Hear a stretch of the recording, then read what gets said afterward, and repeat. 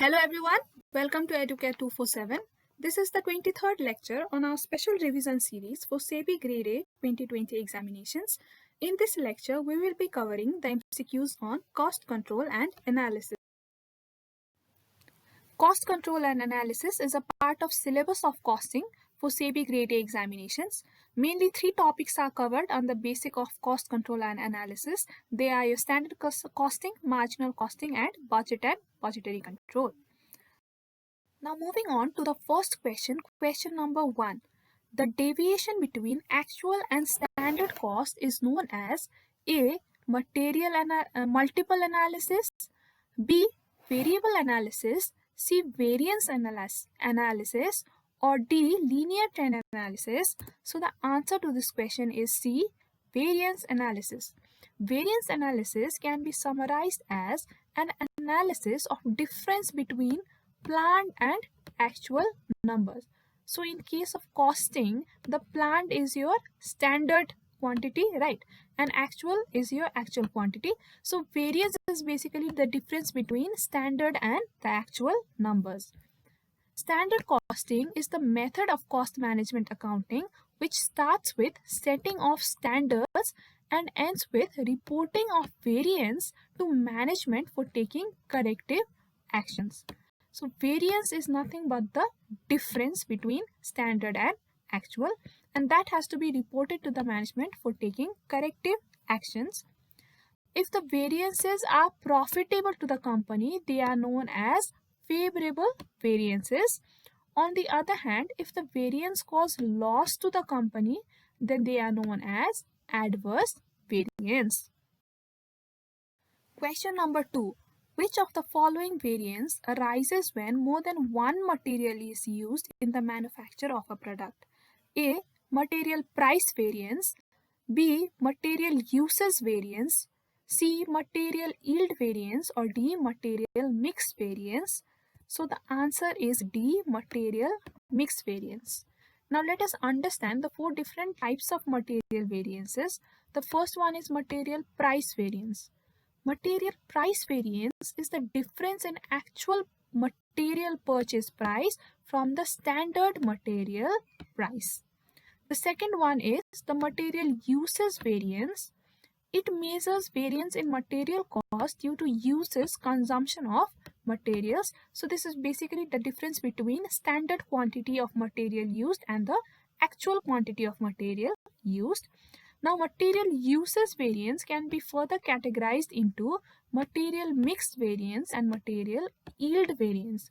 Now, let us understand the material mix variance. Variance in material consumption may arise due to difference in proportion actually used from the standard mix or proportion. It only arises when two or more inputs are used to produce a product. So, the standard input mix, when it is different from the actual input mix, the material mix variances arise. So let's say, for example, two raw materials A and B are used to make a product C, right? So you had set a standard that 50% of A and 50% of material B would be used, but actually only 40% of material A was used and 60% of material B was used.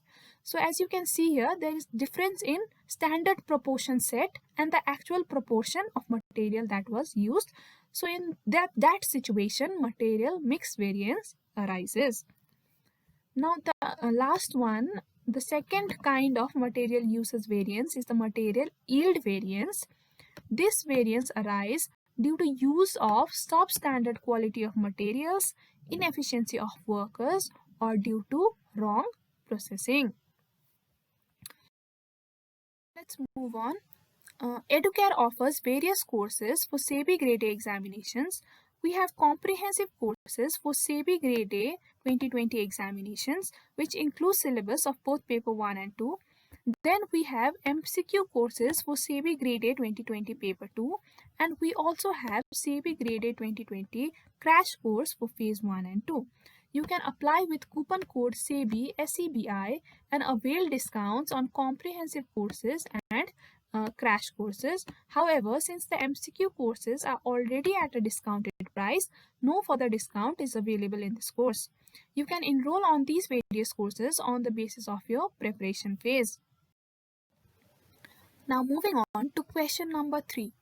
If standard hour for 100 units of output are 400 at the rupees 2 per hour and actual hours taken are 380 at the rate rupees 2.25 per hour, then labor rate variance is A. rupees 95 adverse, B. rupees 95 favorable, C. rupees 100 favorable, or D. rupees 120 adverse. So the answer to this question is A. rupees 95 adverse. Now to understand the answer to this question, we have to understand what labor rate variance is. Labor rate variance arise due to difference in actual rate paid from standard rate. It is very similar to material price variance. It is calculated as labor rate variance is equals to standard cost of actual time minus actual cost, or standard rate minus actual rate into actual hours.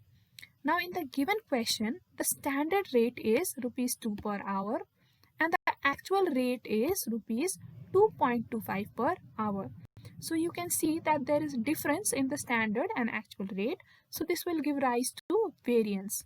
And the actual hours worked here is 380 hours, right?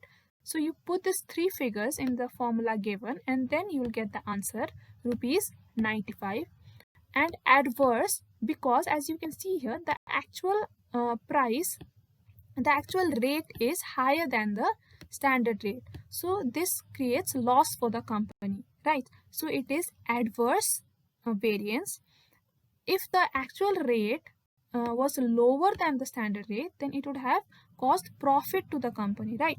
So in that scene, we would have called it a favorable variance. Now moving on to next question, question number 4. If PV ratio is 40% of sales, then remaining 60% of sales is A. Profit, B. Fixed cost, C. Variable cost, or D. Margin of safety. So the answer to this question is C, that is variable cost. Let us understand what PV ratio is. The profit volume ratio is the measurement of the rate of change of profit due to change in volume of sales. The PV ratio can be calculated by the formula contribution divided by sales into 100%, where contribution is equals to net sales revenue minus variable cost, or it can also be written as fixed cost plus profit. So as you can see here, while calculating the contribution, we deduct variable cost from the sales price, right? So the contribution consists of fixed cost and profit only. So if 40% of the sales consist of fixed cost and profit, then the remaining 60% has to be the variable cost which was deducted while calculating the PV ratio, right? So that's why our answer here is variable cost. Now this example here will make you clear. The sale price of a cup is rupees 80 and its variable cost is 60. Now to calculate the PV ratio, you have to first find the contribution, right? So contribution is your selling price minus variable cost, that is 20, right?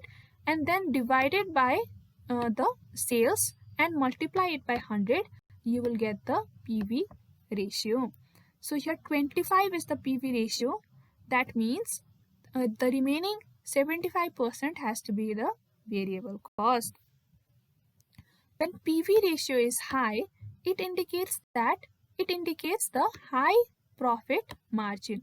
A low PV ratio indicates low profit margin. Question number 5. Efficiency ratio is A.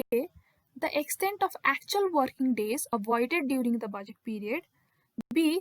Activity ratio by capacity ratio. C. Whether the actual activity is more or less than the budgeted activity. Or D. None of the above. So the answer here is B. Activity ratio by capacity ratio. Now let us look at the formulas to calculate all of these three ratios.